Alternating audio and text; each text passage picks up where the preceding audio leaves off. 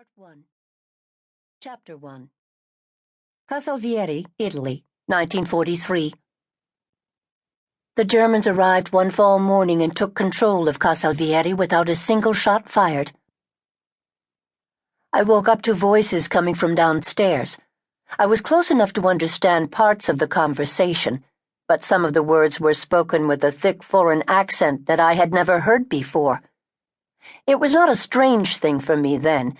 My father was the unofficial leader of the village, a village too small really to have any kind of government, and he frequently had visitors coming to him, some at all hours of the morning or night. There were 2 rooms upstairs. One was for my father, the other for me, my sister, Iola, and my brother, Emidio. Looking over at their bed, I could see they were still asleep, huddled together for warmth.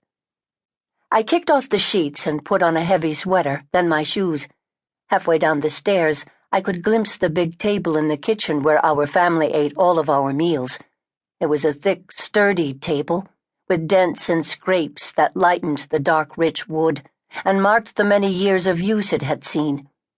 My father had been born on that very table, and we had literally grown up around it. My first image of the visitors was the shoulder of a gray uniform and a matching gray hat with a black visor. Not knowing much about armies and uniforms, I nonetheless knew enough to recognize the clothes as belonging to a soldier. And then I heard another language, thick and guttural, with occasional sharp-sounding words. And I knew.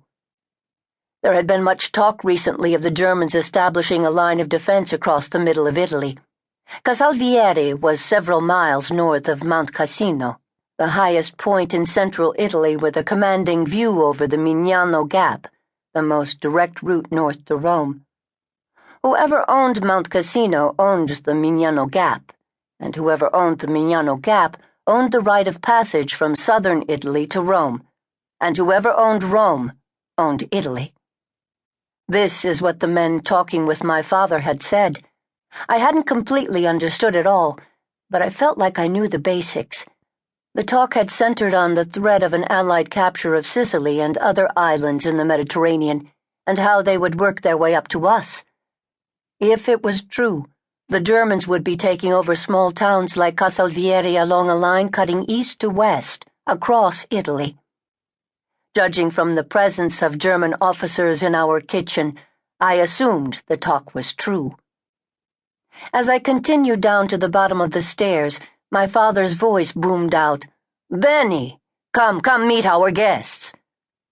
I walked into the kitchen and eating area, one long room that functioned as our primary living space. At one end of the rectangular room stood the table, and at the other end was the fireplace, over which we cooked all of our meals. On an iron rack next to the fireplace hung the pots, pans, and cooking utensils. My father was standing next to the kitchen table with 2 men. One was a big man with a full belly, silver hair, and a ruddy complexion. He was tall, well over 6 feet, and I could see small veins in his cheeks, usually the sign of too much drinking.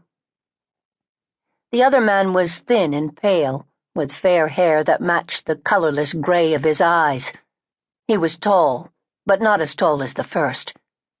Next to them, my father looked even shorter and rounder than he normally did.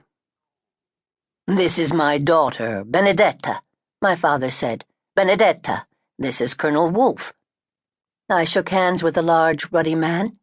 "And this is Lieutenant Becker," my father said, and I shook hands with the thin German soldier.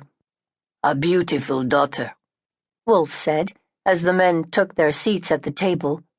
"How many children do you have, Signor Carlessimo?" He had a heavy accent, but his Italian was surprisingly good. His voice was gravelly, and he sounded tired, but there was a pleasant smile on his face. "3, Papa said. "Und your wife?" "She died with the 4th. I had retrieved the coffee pot from the small wire hook that held it over the fire. The metal was chipped and dented, scratched here and there, but it still worked.